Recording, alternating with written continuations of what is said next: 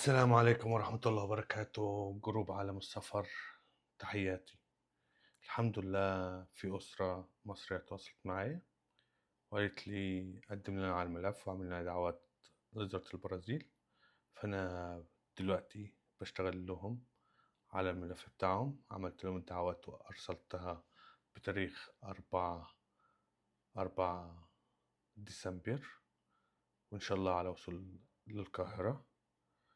والتاني نقطة، أنا دلوقتي بقدم لهم الملفات بتاعتهم في سفارة البرازيل في القاهرة، وعملت لهم خطة سفر وظبطت لهم الدنيا، والحمد لله رب العالمين.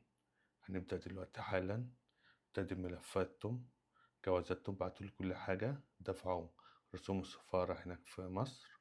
ودلوقتي أنا شغال إن أنا أقدم لهم على أوراقهم، وهناخد لهم ميعاد إن شاء الله.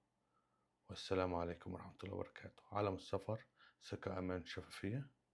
بنقدم دعوات سياحية وتجارية، زائد بنقدم استقبال في المطار، استخراج الأوراق بعد ما تيجي، إيجاد سكن، خدمات لوجستية متكاملة.